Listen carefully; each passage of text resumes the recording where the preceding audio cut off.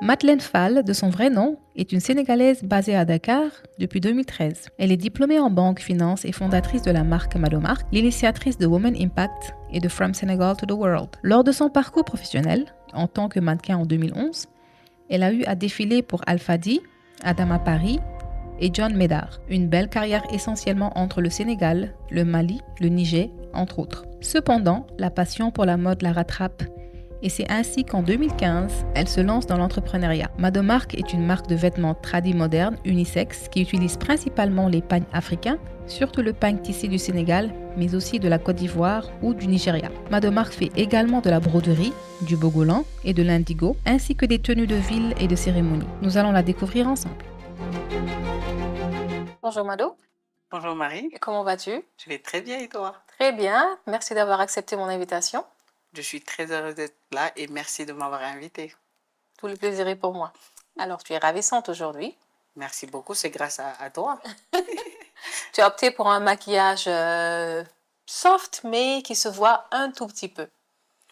Mais oui. De nature, je sais que tu es une personne qui est très naturelle, tu n'aimes pas trop le make-up, mais ça te va à merveille quand même. Ça, c'est sûr, oui, j'aime beaucoup. J'ai vu tout à l'heure, mais j'aime beaucoup. Et c'est vrai que j'aime pas le maquillage.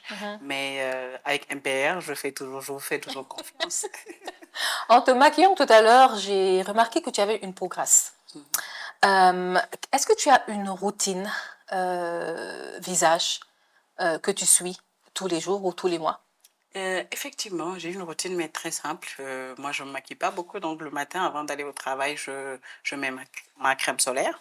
Et au retour, le soir, après ma douche, je prends toujours le soin de nettoyer mon visage avec une lotion. Et après, je mets un gel mouchant pour purifier la peau, vu que j'ai une peau un peu grasse et acnéique. Et au finish, je mets une crème hydratante. D'accord, ok. D'accord. Bon, c'est déjà bien. C'est pas une routine qui est non, chargée, non. Pas très chargée. Pas du tout. Je pense que je ne pourrais pas si c'est chargé. Ça va être difficile pour moi. C'est vrai, oui. Parce que d'autant plus que tu ne te maquilles pas tous les jours. Effectivement, donc, je n'aime pas le maquillage du tout. Ouais. C'est vraiment pour des occasions que je me maquille d'habitude. Oui. Et est-ce que parce que je sais que tu es une femme busy woman, et il est très important de s'occuper de sa peau, en fait, en tant que busy woman ou en tant que femme. Est-ce que tu fais des soins dans les spas ou est-ce que tu les fais toi-même à la maison? Oui, effectivement, c'est vrai que j'ai pas beaucoup de temps, donc j'y vais de temps en temps, mais vraiment de temps en temps. Mais j'ai ma petite routine que je fais à la maison. C'est plus simple, juste à ma descente et avant d'aller au travail. Parce que pour moi, d'habitude en Afrique, quand on a une peau noire, les gens se disent que non, les crèmes solaires, c'est pas assez pour les peaux claires. Effectivement, oui. Mais moi, je le mets parce que ça m'aide beaucoup avec mes problèmes de peau. Ça fait que tu as moins de boutons, ça purifie ta peau, ton visage. Donc, c'est vraiment ma routine. Mais de temps en temps, je prends quand même le temps d'aller dans les spas. C'est vrai que la crème solaire, elle est très importante parce que beaucoup de gens pensent que lorsqu'on est noir, on n'a pas besoin de crème solaire, alors que la crème solaire, ça nous protège contre les rayons du soleil. Donc ça, je le dis tout le temps, je le dis à mes élèves, je le dis à mes clientes que la crème solaire, elle est très, très, très importante. Je vois que tu as une routine très simple. Très simple. Très simple. Et quels sont les produits? Est-ce que tu as certains produits que tu utilises, que tu aimes utiliser pour faire tes soins? D'habitude, je prends des produits par recommandation ou tout à fait parce que j'ai vu les ingrédients qui me conviennent. Et voilà, c'est comme ça que je choisis d'habitude mes produits. Alors, en termes de maquillage, est-ce qu'il y a certains produits indispensables que tu as tout le temps dans ton sac à main? Bon, comme j'ai dit tout à l'heure, je ne me maquille pas beaucoup, mais j'aime beaucoup voir mes sourcils bien dessinés. Donc, je me balade tout le temps avec un crayon noir et de temps en temps avec un fond de teint parce que souvent, on a des rendez-vous vite fait en ville et tout. Donc, il faut un peu toucher le teint. Mais à part ça, c'est vraiment, je peux dire que c'est les deux produits que j'utilise constamment. Alors, maintenant, nous allons parler d'entrepreneuriat et de mode. Est-ce que tu peux nous parler un peu de ton parcours? Qui est Madeleine Fall? Effectivement, je suis là depuis 2011, comme j'ai dit. Et même depuis ma tendre enfance, j'ai toujours été passionnée par la mode. Et disons que même à la maison, on m'appelait mannequin. À l'école, j'avais tout le temps des petites pièces en wax, des trucs en veste, des vestes en pagne tissée ou même du bogolan. Et donc, j'avais toujours ce style-là très différent des autres, des coiffures différentes et autres. Mais tout a commencé en 2011 lorsque j'ai participé à un concours top modèle. Et j'étais top modèle en 2011. Et cette même année, j'ai été invitée par Papa Alfadi qui a le FIMA. Le FIMA qui est un événement qui fait partie des événements les plus importants de la mode africaine. Et c'est d'où j'ai connu aussi Adama qui m'a invité l'année qui suivait, en 2012. Et je suis venue à la Dakar Fashion Week à Dakar. Ensuite, j'ai connu John Médard qui m'a aussi invité au Bénin, au Festival Bénin. Et c'est comme ça que j'ai travaillé avec Visco et j'ai travaillé avec plusieurs marques. Mais il faut quand même savoir que pendant tout ce temps, tout ce que je portais, j'ai les créé moi-même. Ah bon? Et oui, j'ai toujours créé mes tenues, j'ai toujours eu mon style vraiment à part. Depuis toute Oui, petite. oui. Qui était un peu, j'avais tout le temps ce côté africain, tout ça, j'aimais vraiment ça en fait. Ouais. Mais c'est en 2014 que je suis allée. Maintenant, en fait, j'ai toujours été quelqu'un qui est vraiment, qui a de l'audace. Qui aime oser, Oui, ouais. oui, j'ai osé, je suis allée, j'ai fait mon entreprise, je suis allée créer Madomar. Et je suis allée, autant pour moi, Madeleine Fall, parce qu'au début, ça s'appelait Madeleine Fall. Et c'était en 2011? C'était en 2014, ça. 14, Ça s'est fait en d'accord. 2014, mais ça trouve que je faisais mes tenues moi-même et j'en faisais pour des amis. Ouais. Mais en 2014, j'étais même à Dakar. Ça trouve que j'étais là à l'université à Dakar. Je suis allée, j'ai créé ma société individuelle, Ah Madeleine Fall bon? et tout ça. Donc voilà. Oui. Ça a commencé, j'ai commencé à avoir des commandes de bouche à oreille. Ouais. Mais c'est particulièrement en 2016-2017 que j'ai créé officiellement la marque Madomark avec le nom et tout ce qui suit. Et en 2016, j'ai ouvert mes ateliers. En 2017, j'ai ouvert ma première boutique, mais disons, j'ai transformé notre salon à la maison. J'ai pris le salon de la maison, j'ai transformé, j'ai mis des portants, j'ai mis un petit salon, j'ai tout mis. Et j'ai commencé à recevoir, les gens venaient là-bas. Ouais. Au début, j'avais beaucoup de clients expats et tout ça. Mais ça a continué, ça a continué. Et officiellement, en 2019, mars 2019, que j'ai ouvert ma première boutique qui était en bas de notre immeuble. Et voilà, c'est comme ça que tout a démarré, disons. Et lorsque tu étais chez tes parents, c'était chez toi ou chez tes parents lorsque tu as commencé Disons que j'étais chez moi puisque mes parents n'étaient pas là. Ok. Donc, je suis venue, je suis rentrée en 2013 à Dakar. Et c'est là que j'ai commencé. J'habitais avec ma petite sœur. Et du coup, donc c'était chez moi. Et j'ai transformé le salon à une boutique. Et les gens venaient là-bas. En showroom. Un showroom, oui. Ouais. Un vrai showroom, hein, Ouais. avec des portants et tout ce qui Et tout ça, et tout ce qui et tout suit. ça. Et comme moi, j'ai toujours aimé j'ai toujours aimé l'indépendance. Ouais. Je voulais pas aller tout le temps courir. J'ai eu à le faire chez les tailleurs. Donc, tout de suite, en 2016, même avant d'avoir ce showroom-là chez moi, j'avais des ateliers. J'ai embauché deux tailleurs, j'ai mis des machines, j'ai commencé. Et après, j'ai dit, écoute, je vais prendre mon salon, je transforme. J'ai transformé mon salon à un showroom. Et comment est-ce que tu exposais? Est-ce que c'était de bouche à oreille ou comment est-ce que les gens te connaissaient au fait? Oui, c'était vraiment de bouche à oreille que les gens achetaient. Et surtout les expats, j'avais des amis de Paris, de Bamako, de partout. Donc, c'est ces gens-là qui achetaient. Après, tu vois, tu demandes, on te donne mon contact. Et c'est comme ça que j'ai commencé à vendre. Et comme je suis quelqu'un de très audacieuse, je vous l'ai dit tout à l'heure, en 2017 même, j'ai décidé d'aller à Abidjan pour faire une vente privée. Mais je me suis Alors que tu venais juste de commencer. J'avais commencé, oui, juste quelques années. Les Juste gens ne me quelques- connaissaient pas comme aujourd'hui. Ouais. J'avais pas assez les mois. Ouais. Mais moi, j'aime vraiment l'aventure, en fait. Souvent, je peux dire que je prends vraiment des risques. Et quand je suis allée à Abidjan, je suis allée avec moins de 100 pièces. Et C'est c'était ça. ta toute première vente privée? Oui, ma toute première À vente privée, Abidjan. oui. Il faut Wow. savoir que j'avais pas des grands moyens et tout. C'est pas comme maintenant. Ça va. Aujourd'hui, une santé à le boire. Ouais. On remercie Dieu. Mais quand je suis allée à Abidjan et on m'a mis en contact avec un promoteur de la mode.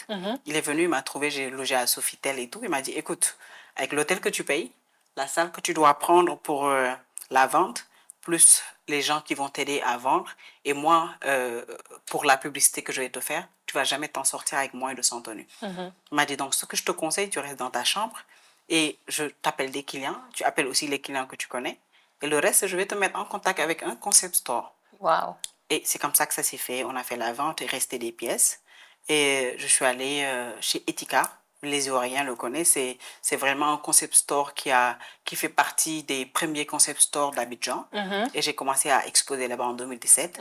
Ensuite, il m'a aussi ramené, c'est Jana qui est dans un centre commercial.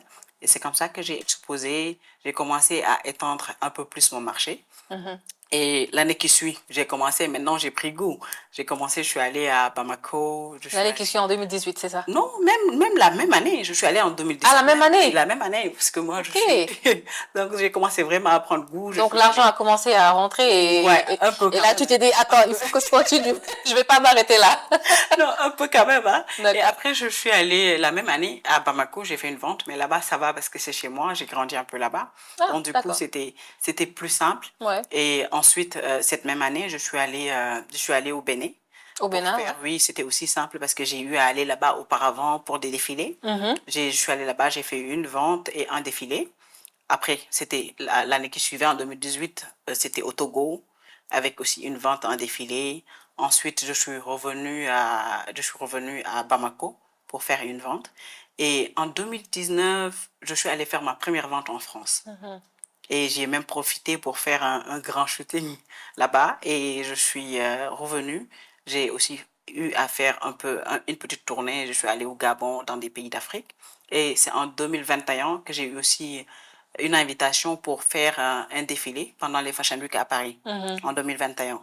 Et quand je suis revenue, 2021, en 2022, j'ai décidé d'aller aux États-Unis. J'ai décidé de tester aussi d'autres continents et de d'étendre mon marché. Ouais. Et je suis allée en 2022 faire une petite tournée aux États-Unis et je suis revenue. Par contre, cette année, j'ai décidé de rester un peu plus sur place et de me consacrer à d'autres projets. Et on avait même le projet cette année d'aller aux États-Unis, mais finalement, avec beaucoup de choses, nous l'avons repoussé pour la fin d'année ou l'année prochaine. Ouais. Donc, entre 2017 jusqu'à nos jours, c'était non-stop. Tu voyageais dans la sous-région, oui, je voyageais. À l'international, tu as fait Paris et France et tout ça. Mais donc, Madeleine, tu travailles sans bruit alors? Parce qu'on Madeleine a fait tout ça oui, effectivement. sans bruit. Effectivement, oui. Vous savez qu'aujourd'hui, nous sommes bons. Je ne vais pas dire même nous sommes parce qu'il y en a qui sont sur les réseaux depuis longtemps. Mais moi, particulièrement, je n'étais pas beaucoup sur les réseaux. Donc, du coup, ce n'était pas quand tu voyages, tu prends des snaps, tu prends des photos, tu mets sur les réseaux. Aujourd'hui, c'est ce que je fais. C'est vrai qu'on ne te voit pas trop dans les réseaux, oui, c'est vrai. Mais en ce moment-là, je n'étais pas beaucoup sur les réseaux. Je n'étais même pas sur les réseaux. J'étais plutôt, je travaillais de bouche à oreille. J'arrivais à avoir ma clientèle. Et pour moi, en ce moment-là, je pensais que c'était suffisant. Ouais. Ouais. Mais dans le domaine où tu es, je pense qu'il est important d'avoir une présence dans les réseaux sociaux. Donc, je suis ta page, Thomas de Marc, et d'ailleurs, je suis habillée par toi. J'ai l'habitude de porter tes tenues. C'est vrai, ça c'est oui. vrai. On ne te voit pas trop dans les réseaux. Est-ce que c'est juste un choix ou est-ce juste ta personnalité? En fait, nous ne sommes pas une marque née sur les réseaux sociaux. Nous existons bien avant nos pages sur les réseaux. Mais nous sommes en train quand même de faire un travail pour être plus présents sur les réseaux. Mais pour moi, c'est important de faire de dissocier Madame Marc et Madeleine Fall. Pour moi, c'est ce que je préfère, c'est de laisser mon travail, le mettre en avant et laisser les gens apprécier notre travail d'eux-mêmes. Alors, j'ai eu à parcourir ta page et j'aimerais bien que tu nous dises comment est-ce que tu choisis tes égéries? Parce que j'en ai vu pas mal. La sélection se fait comment? C'est vrai que la plupart de nos égéries, c'est des personnes qui ont beaucoup d'audience, mais au-delà des ventes, c'est Madame Marc, c'est un esprit, c'est une vision. Et c'est des personnes qui arrivent aujourd'hui à exporter la vision de Madame Marc et les valeurs de Madame Marc. C'est des personnes qui croient à l'africanité et qui boostent et qui prônent la mode africaine. Et aujourd'hui, c'est des personnes aussi avec qui je partage beaucoup de points positifs. On a un vibe vraiment positif entre nous et c'est même devenu la famille Madame Marc. Alors, quelles sont tes sources d'inspiration pour tes collections et comment assures-tu de rester authentique dans ton travail? Tu sais, la mode, c'est quelque chose de très vaste. Donc, l'inspiration est vaste. Moi, je peux m'inspirer à partir d'un tissu que j'ai entre les mains, à partir d'une couleur. Vous avez dû voir, j'aime beaucoup la couleur bleue que je te dois. C'est une couleur qui m'inspire beaucoup. À partir des ethnies ou encore même à partir des différentes cultures. Parce que la mode, comme j'ai l'habitude de le dire, c'est de l'art. Et l'art n'a pas de limite. On devrait tous aller au-delà des frontières et avoir une inspiration. Après cette inspiration, nous avons tous une touche qu'on apporte. Et c'est cette touche-là qui nous différencie des autres. Les autres. Madeleine, on voit beaucoup de similarités entre tes tenues et les tenues d'autres stylistes. Est-ce juste une coïncidence ou est-ce que tu es victime de plagiat? En fait, j'aime pas parler du mot plagiat parce que pour moi, le fait de voir mon travail apprécié et même que des jeunes s'inspirent de mes modèles, c'est une fierté pour moi. Aujourd'hui, je vois que ce soit sur les réseaux sociaux ou à travers d'autres pays, je vois mes modèles que je vois similaires à d'autres. Mais pour moi, c'est une fierté. C'est de voir que je suis là depuis quelques années et que les gens puissent aimer ce que je fais et même s'inspirer de ça. C'est vraiment une très grande fierté. Et pour moi, si je vends une tenue à telle somme et une autre personne vend à une autre somme, on n'a pas les mêmes clientèles forcément. Parce que la personne qui veut l'original et la personne qui cherche à avoir l'esprit de ma marque et porter ma marque va venir chez moi. À la couleur, ce qui est notre wordset, on ne peut pas, il n'y a personne qui peut le prendre. Ce qui t'est dû, une autre personne ne pourra jamais le prendre à votre place. Par contre, je ne cautionne pas la copie. Parce que s'inspirer et copier quelqu'un, c'est différent. La copie, c'est de la tricherie. Et pour moi, c'est au-delà des profits et des ventes. Mais c'est une question d'éducation et une question de valeur. Par contre, si aujourd'hui, dans la place, il y a quelqu'un qui voit qu'on la copie et qui pénalise son travail, on est dans un pays de droit. Et il y a les canaux à passer pour aller porter plainte. Donc, je conseille, si quelqu'un voit qu'on la copie, d'aller juste porter plainte. Alors, quels sont les défis auxquels tu es confrontée en tant que styliste sénégalaise? En fait, en tant qu'entrepreneur, on est tous les jours confronté à des défis. Mais le défi le plus important, en tout cas un des défis les plus importants ici, c'est tout ce qui est ressources humaines. Parce qu'ici, on a des problèmes à trouver des collaborateurs qui ont la même vision que nous. C'est tantôt un peu manque de professionnalisme, tantôt c'est par manque de formation et c'est pas évident. Et souvent, on n'arrive pas à avoir des équipes constantes pendant un très bon moment. Donc, ça nous pénalise beaucoup. Je pense que toutes les personnes qui sont entrepreneurs se plaignent de la même chose. Et le deuxième point, c'est que malheureusement, en tant que marque aujourd'hui, nous n'avons pas des usines de textiles. C'est vrai qu'avant, il y avait Sotiba et tout, mais aujourd'hui, et paraît-il qu'il y avait aussi une usine même à Kaolack, mais qui ne marche pas aujourd'hui. Donc, si on avait des usines de textiles, ça nous aurait beaucoup aidé. Ça nous aurait aidé déjà à avoir des tissus qu'on puisse personnaliser chaque marque. Et ça va nous aider aussi à pouvoir avoir des commandes. Parce qu'aujourd'hui, si tu veux plus de 100 mètres de tissu, tu ne peux pas l'avoir. Ici? Non, on ne peut pas l'avoir. On travaille certes dans le Made in Sénégal, bien sûr, mais on est obligé d'aller en Turquie ou en Italie et autres pour aller acheter des tissus et les ramener. Et c'est dommage parce que le Sénégal, c'est un pays qui est aujourd'hui, qui avance beaucoup et qui fait beaucoup dans le Made in Sénégal et dans le Made in Afrique. C'est vrai. Donc, je pense que ce soit l'État ou des investisseurs devraient quand même investir sur ce point-là parce que ça va nous aider à étendre plus notre marché. Et aussi en termes de prix, je dirais que ça vous facilitera aussi un peu. Beaucoup. Ça va non seulement nous faciliter, ça va non seulement nous faciliter le prix, mais on aura le choix. Parce qu'on est aussi dans un pays où il fait très chaud. Donc, on va pouvoir adapter les tissus et même pouvoir créer des choses qui vont permettre à tout le monde de porter le Made in Sénégal. J'espère que cette vidéo sera vue par Espérons. Une personne qui travaille dans le gouvernement. Voilà. Nous allons maintenant parler de l'événement Women Impact que tu as récemment créé, si je peux le dire, et dont j'ai participé. Quelle a été l'inspiration derrière cet événement? Disons que Women Impact, d'ailleurs, ça a marqué mes 12 ans de mode, les 12 ans que j'ai fait dans la mode. Mais au-delà de ça, je vous ai parlé des valeurs de ma marque tout à l'heure et je vous ai nommé le partage. Parce que depuis un très bon moment, depuis quelques années, nous formons des jeunes filles. On les forme, il y en a même qui ont eu à créer leur marque. Quand je vous parle de WhatsApp, il y en a qui ont créé leur marque. Et donc, ça étend le marché aujourd'hui. Et on les forme, mais je me suis dit à un moment, former ces jeunes-là, en fait, c'était pas suffisant. Donc, j'ai créé Women Impact non seulement pour magnifier les femmes, parce que c'était le 3 mars et ça s'est passé à la télévision le 8 mars. Ouais. C'était pour magnifier des femmes, parce qu'au Sénégal, nous avons beaucoup de femmes qui ont eu à beaucoup faire. Mais par contre, très souvent, on les voit dans l'ombre. Ce pas des gens qu'on met... Elles sont pas mises en avant. En avant. Ouais. Donc, nous avons voulu mettre ces femmes-là en avant. Très bien. D'ailleurs, il y avait sur l'affiche, vous avez vu Maman Soda Mama Fall, que tout le monde connaît. Vous avez vu Sophie Gay, qui travaille beaucoup pour les enfants. Ouais. Vous avez vu Salma, une grande actrice, et Jessica. Ouais. Et le jour J même, vous étiez invité, vous avez fait partie des panélistes. Oui, j'étais panéliste. Ouais. Oui, il y avait aussi Adama Paris, il y avait Fit Fatou, il y avait Kadja et Meriba, qui travaille aussi dans tout ce qui est coaching. Et toutes ces femmes-là ont dû parler de leur parcours. Et elles nous ont montré qu'elles ont commencé par rien du tout et elles ont arrivé là aujourd'hui. Donc, nous avons voulu chercher des modèles de femmes pour les jeunes femmes.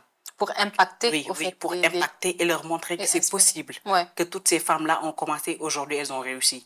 Donc, il faut croire à son projet et il faut aller jusqu'au bout. Donc, nous avons cherché des modèles de femmes pour ces jeunes-là. Et au-delà de ça, nous avons eu des financements. Il y a déjà Thérèse Faye, elle était là de Fongip, qui a donné un financement de 50 millions pour les jeunes.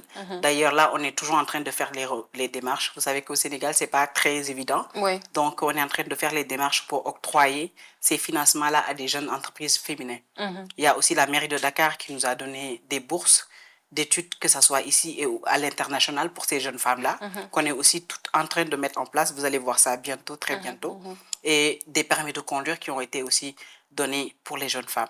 Et quelqu'un comme toi aussi, tu as accepté de former aussi des jeunes filles, Meriba, Kadia, c'est-à-dire c'était vraiment un ensemble de femmes qui ont voulu donner leur coup de main. Et je pense que moi, j'ai eu l'idée, mais tout le monde était là pour la réussite. Et je suis très fière d'avoir vu ça. Oui, en tout cas, j'étais très fière aussi. Merci. Franchement, c'est un événement à saluer. Et j'espère qu'il y en aura d'autres dans le futur. Hein. Inch'Allah. Très bientôt et vous verrez d'autres surprises. Inch'Allah. Super. Inch'Allah. Alors, quels sont les projets futurs pour Madomark? Les projets futurs pour Madomark, déjà, on est en train de faire un autre showroom très bientôt. Ah, donc, super. on est en train d'étendre plus le marché. Très bien. On est aussi présent dans plusieurs pays. Mais très bientôt, vous allez voir d'autres collaborations avec d'autres pays et même dans des séries à l'international et dans d'autres télés à l'international. Pour l'instant, on ne va pas trop... Inch'Allah. Mais vous verrez en tout cas de très belles surprises très bientôt. Ah, en tout cas, on a hâte. Alors, Mado, tu utilises beaucoup le pagne tissé. Pourquoi le choix sur ce matériel? En fait, à nos débuts, nous utilisons plusieurs pagnes africains, dont le wax, le bogolan, le l'indigo et le pagne tissé. Mais notre premier point focal, c'est que nous avons été beaucoup orientés par la clientèle. Nous avions beaucoup de demandes, plus de pagne tissé que les autres pagnes. Et il faut savoir que le wax, on se l'approprie, mais c'est pas fait ici. C'est pas vraiment un pagne qu'on fait en Afrique. Par contre, le pagne tissé, c'est un pagne qu'on fait non seulement en Afrique, mais au-delà de ça, ça a vraiment une histoire culturelle qui est beaucoup liée à notre culture.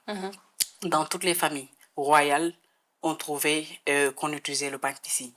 Et au-delà de ça, c'est vraiment un tissu très noble et très riche. D'ailleurs, dans toutes les grandes cérémonies, dans la vie d'un homme, que tu sois par la naissance, quand tu es bébé, ton badiane, lui, ta badiane te donne, autant pour moi, ta badiane te donne un pagne tissé qu'on te couvre. Quand tu vas te marier, le jour où tu pars, c'est le jour le plus important chez ton mari, on te donne un pagne tissé, on te couvre avec. Et même, il y a des familles, quand quelqu'un décède, on le couvre avec ce même pagne tissé. Donc, disons que c'est vraiment un tissu qui est très important dans notre culture, qui a beaucoup de valeur dans notre culture. Et au-delà de ça, ça donne de l'emploi parce que c'est un pagne qu'on crée ici au Sénégal. Et je ne vais pas finir cette question sans magnifier une dame qui a beaucoup fait pour ce pagne tissé-là et qui l'a ramené un peu partout dans le monde. Et ça va faire 40 ans qu'elle y travaille. Tata Collard de Sceaux, que je fais un gros coucou. Ah oui. Et qui a pu quand même voir toutes ces qualités-là avant nous et qui est moi mon inspiration aujourd'hui. Super. Et disons que j'ai vraiment une grande histoire avec ce pagne. Ouais. J'ai toujours, vous avez vu que maintenant, je suis plus mannequin, j'ai pris du poids. Ouais. Mais j'ai toujours gardé des petites pièces que j'avais depuis plusieurs années dans mes armoires. J'ai toujours cette nostalgie-là. Avec le Et pagne tissé. oui, avec le pagne tissé, c'est toujours des robes que je garde. Je peux plus les porter, mais je les regarde et ça me rappelle un peu mon enfance. Et j'ai eu aussi à voir ma grand-mère porter ce pagne-là et de très beaux pagnes. Donc, disons que c'est vraiment une histoire qui m'a accompagnée depuis. Ouais. Donc, le pagne tissé et toi, on peut dire que c'est une très, très longue histoire. Une longue histoire. Une histoire d'amour. C'est vraiment ça. Quel conseil donnerais-tu aux jeunes qui veulent rentrer dans le domaine de la mode? Bon, je vais pas même commencer par le domaine de la mode, disons dans tous les domaines. Il faut déjà savoir ce qu'on veut. Exactement. Il faut C'est être important. notre premier support. Il faut qu'on croit à ce qu'on veut parce que si on n'y croit pas, on ne peut pas défendre un projet qu'on ne croit pas. Donc, il faut y croire. Et si on parle spécifique de la mode, moi, je me dis, on dit aujourd'hui, c'est saturé, tout ça. Mais il y a encore de la place. C'est vrai. Dans le monde, il y a plus de 8 milliards de personnes. Et toutes ces personnes-là consomment des habits tous les jours. On porte des habits tous les jours. Donc, il faut se faire sa place. Et il faut savoir se démarquer et savoir Innover, ce qu'on veut créer. innover. Ouais. Et surtout, il faut persévérer. Quand tu veux faire un truc, il faut y aller. On n'a jamais vu quelqu'un qui travaille très bien et qui est resté dans son domaine et qui n'a pas bien gagné sa vie. C'est Ça vrai. n'existe pas. Donc, déjà, je conseille de persévérer, de travailler, de croire en soi-même. Et au-delà de ça, il faut aimer ce qu'on fait. Ça, c'est très important. Oui, pour moi, aujourd'hui, ce qui m'aide beaucoup, c'est de lier ma passion à mon travail. Et du coup, tu ne te fatigues jamais. Et tu fais tout avec plaisir. Et ça nous aide à innover et à s'inspirer. Alors, on peut dire que Madeleine Fall gagne très bien sa vie avec Mado Marque. Disons que oui. Alhamdoulilah. Alhamdoulilah. Je remercie Dieu. Disons très bien. Alhamdoulilah. C'est vrai que tous les jours, comme j'ai dit, on a des défis. Souvent, ça va très bien comme on veut. Il faut dire aussi aux entrepreneurs que souvent, ça ne va pas. Vous savez tous. C'est vrai que sur les réseaux, on montre tout ce qui est blanc, tout ce qui est bien. Mais souvent, ça ne va pas. Il y a des problèmes derrière, oui, mais dans la vie... Il y a des difficultés. Oui, dans la vie, il n'y a pas, en fait, c'est pas... J'appelle pas même les difficultés, je ne les appelle pas des vraies difficultés. Pour moi, c'est juste des escaliers qu'on monte. Des expériences. Oui, pour avoir ce qu'on veut, pour voir ce qu'on veut. Exactement. Donc, il faut des épreuves à chaque fois pour pouvoir atteindre l'objectif. Très bien. Nous arrivons malheureusement à la fin de cette émission, Madeleine. Je ne voulais pas que ça finisse, mais... Hélas. Moi non plus, c'était une Alors, j'ai eu le plaisir d'accueillir Madeleine Fall, créatrice de mode et propriétaire de la marque Mado Marque. Alors, Mado, quel est ton mot de la fin pour notre émission? Marie, merci beaucoup de m'avoir invitée dans cette émission. D'ailleurs, tu fais partie de ces femmes-là qui sont vraiment exemplaires. Et ça me fait toujours plaisir de travailler avec toi et de voir l'évolution de ta marque MBR. Bon vent pour cette émission. Mais le dernier mot que je vais dire, c'est qu'il faut savoir que Mado Marque n'a pas de concurrence. Nous sommes nous-mêmes notre concurrent tous les jours. Et on se challenge, on se défie tous les jours pour innover et pour avancer. Et amener, en tout cas, pas amener parce qu'on a trouvé nos aînés ici, mais à apporter notre pierre à l'édifice. Et merci beaucoup et vraiment, ça a été un grand plaisir d'être là aujourd'hui. Merci Mado et ce fut un plaisir de t'avoir aujourd'hui. On se dit à très bientôt à la prochaine. Merci. Allez, au revoir. Chers internautes, merci de nous avoir suivis. J'espère que vous avez apprécié cette émission dédiée à la mode et à la beauté et que vous avez trouvé ces conseils utiles. Restez à l'écoute pour d'autres émissions beaucoup plus passionnantes. Sur ce, je vous souhaite de passer une très belle soirée ou journée remplie de confiance en vous et de bien-être. À bientôt.